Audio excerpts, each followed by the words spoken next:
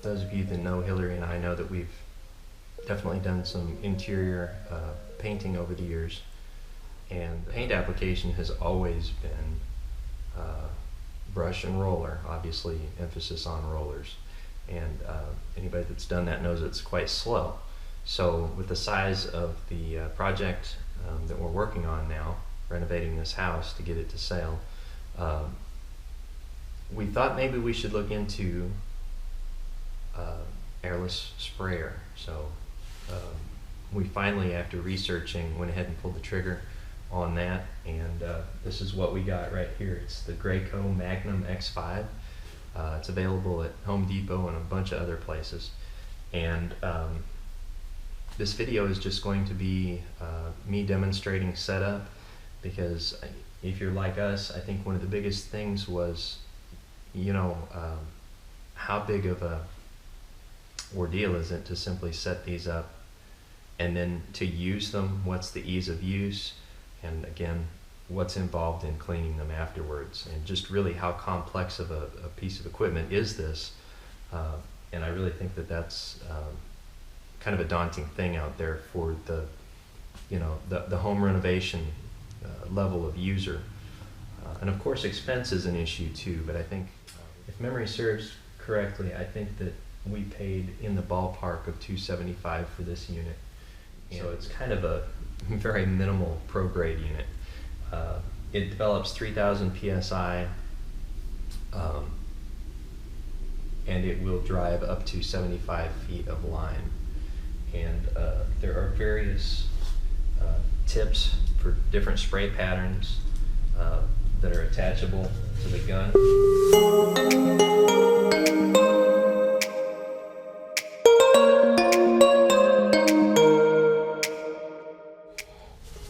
Hey everyone, painting was a success. We left the unit after we were done painting for quite a while. It can sit for several hours without needing to be flushed or cleaned up. We did find a couple spots that we needed to touch up, so we did that. And we are now ready to clean up and store this thing. So I'm going to take you guys through the process of cleanup for long-term storage, and this is kind of a variation. Their primary recommendation for cleanup and storage is to do it with a garden hose, and they've got methodology for that in the manual. I'm no longer working from the quick guide. This is the actual manual here. So, but as long as it's latex paint, you can do a cleanup from a pail. So that's what we're going to do here, because of course we were using latex. So, remove spray tip guard, assembly from gun, and place in a waste pail. And we're one ahead of you guys on that. We've already removed and cleaned these, and I don't believe there's any detriment to doing that ahead of this step. I need to explain something, guys. This is a bucket of water, and our drain tube is already in the bucket of water. Drain tube. I'm sorry. Our suction tube is already in the bucket of water because this is our second time through. This morning we literally did show the setup that was our setup that we used in order to spray all day. What I do isn't going to look exactly like what I read, because I've already cleaned this up once. So this is a second cleaning I'm doing for you guys.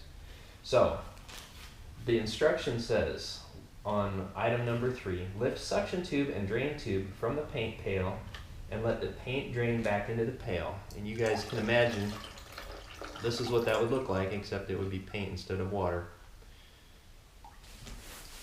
Now to step 4, separate drain tube from suction tube. Step 5, place empty waste and flushing fluid pails side by side. Well, here they are. Here's our flushing fluid, which if it's latex that you've been spraying with, water is your flushing fluid. And there's our waste pail. They're side by side. Place suction tube in the flushing fluid. Suction tube, flushing fluid. Last part of step 6, place drain tube in the waste pail. Step 7, turn pressure control knob to the start position, which is not where we left it. So back to the start position. There we go. Step 8. Lift the prime spray valve to prime position. It still is. That's this right here. There we go. Step 9. Turn the on-off switch to the on position. And since it'll be hard to hear me, I'll tell you 10. Flush until approximately 1/3 of the flushing fluid is emptied from the pail. And 11, turn the on-off switch to the off position. So that really should have been one step. You saw that odd type of instruction on the setup this morning as well. We're just going to call 9, 10, and 11 one step. We turn the switch on, we pump 1/3 of this flushing fluid out of this bucket, and then we turn the switch back off. So let's do that.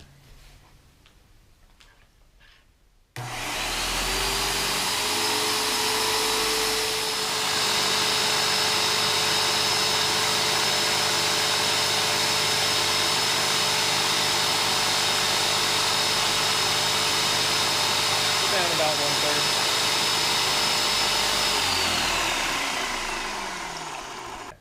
Alright, so as you can see, 1/3 of our flushing fluid is gone out of this 2.5 gallon pail. They don't tell me, when they say 1/3 of the fluid, they don't say what size pail I'm supposed to be operating out of. So, but we complied with their instruction, and I think this will work quite well with a 2.5 gallon.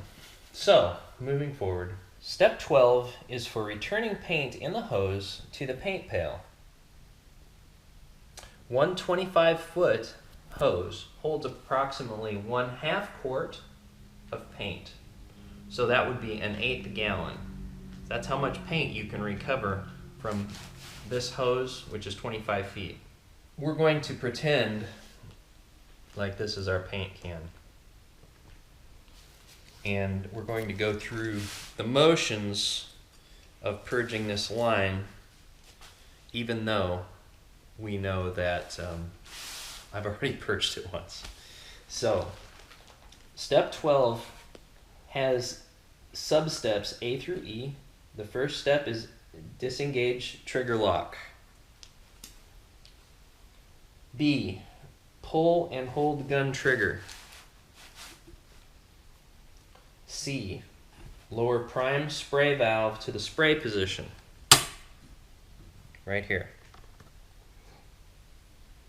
D, turn the on-off switch to the on position, and then again so that we can get ahead far enough that I don't have to talk over the unit. Continue to hold gun trigger until you see paint diluted with flushing fluid starting to come out of the gun. So here we go. We're pretending this is paint. And we're going to get nervous when we see more than about half a quart accumulate above the existing level in there.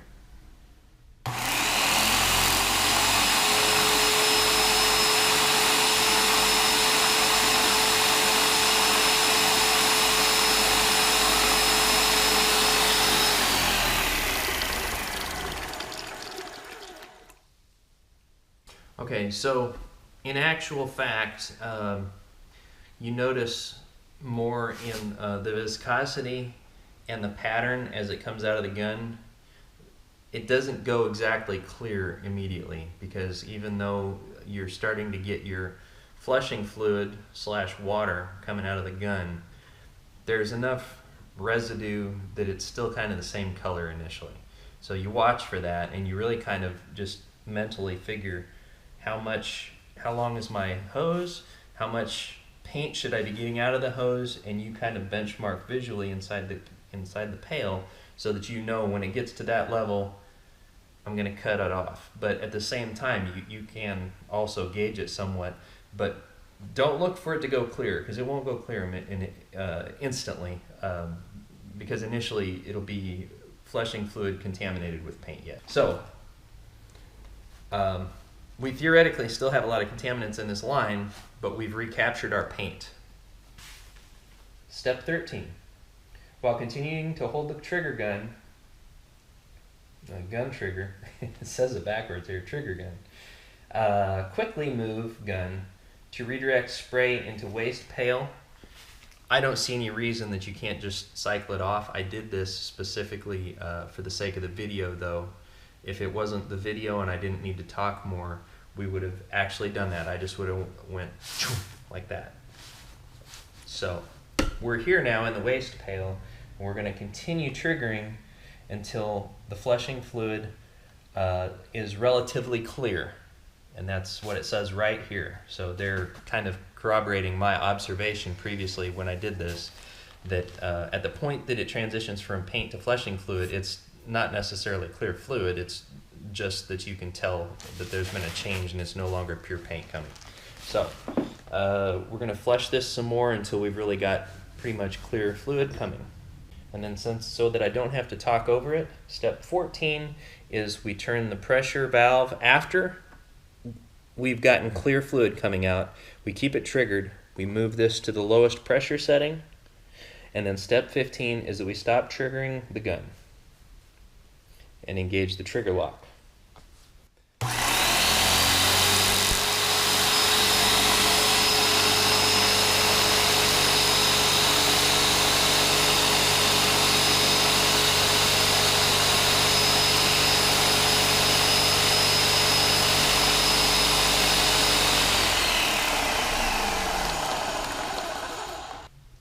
Lift the spray valve to the prime position.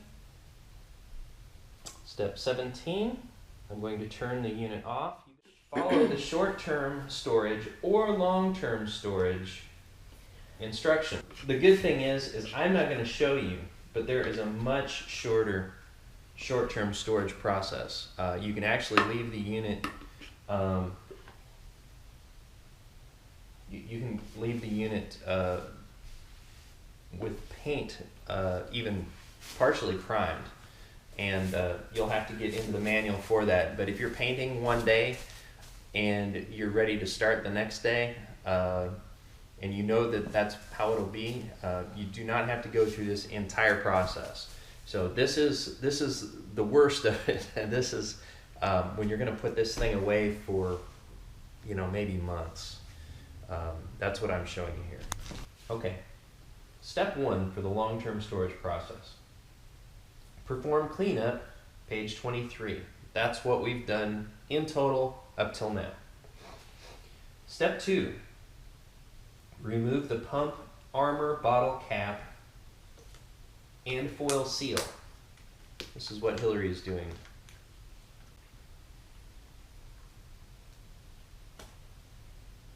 Okay.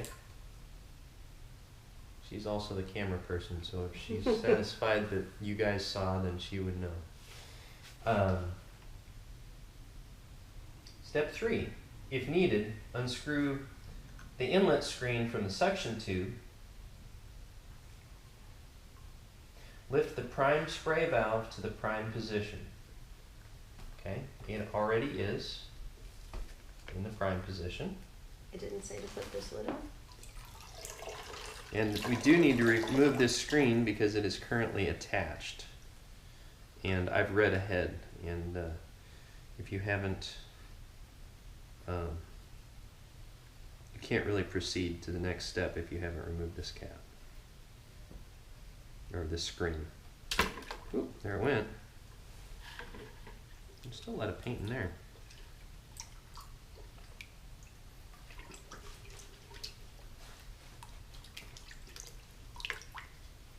We are, by the way, to the step that I have not done yet. So I've not done the long-term storage.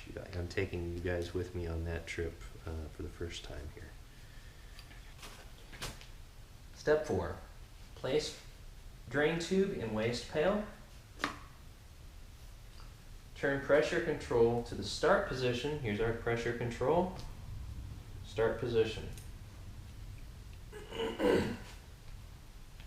While holding the suction tube above the sprayer, pour approximately 2 ounces, or a quarter cup, of pump armor into the suction tube and turn the power switch on. So does this have a measuring? It does not. But I'm also amateur cook, and that's about a quarter. Amateur of a cup. chef here knows exactly how much to pour out. So It's about a quarter of a cup right go there. Hillary.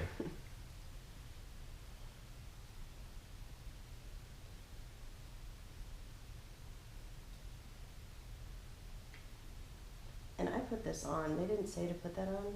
Okay, I so put it obviously on. they're missing certain subtle details in their instructions, but step of this is that while we hold this up, we turn the power switch on. And since I like to talk to you guys without talking over the unit, let's look at what 6 says. When the pump armor, that's this fluid, pump armor fluid, is flushed through the sprayer and out of the drain tube, right here, turn the power switch off, replace and tighten the childproof cap for storage. That's 6. So we're going to start back with 5 and do all of that.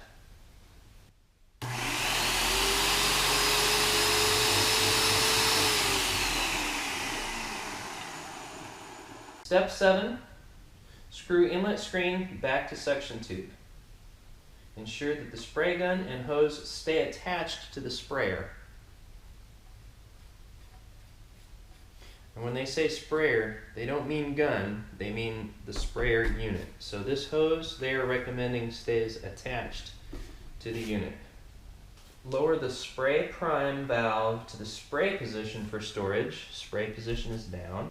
Turn the on-off switch to the off position, which it already is. Okay, so step 10, secure a plastic bag around suction and drain tubes to catch any drips. This bag is clean on the inside, even though it's dirty on the outside. We had it stuffed up in one of the can lights above, so getting the most use out of this recycled bag here. This will store just like that, but this should be thoroughly cleaned out now, and we will be storing it in full compliance with their recommendation. There's the camera, hello. And we'll be ready to go next time.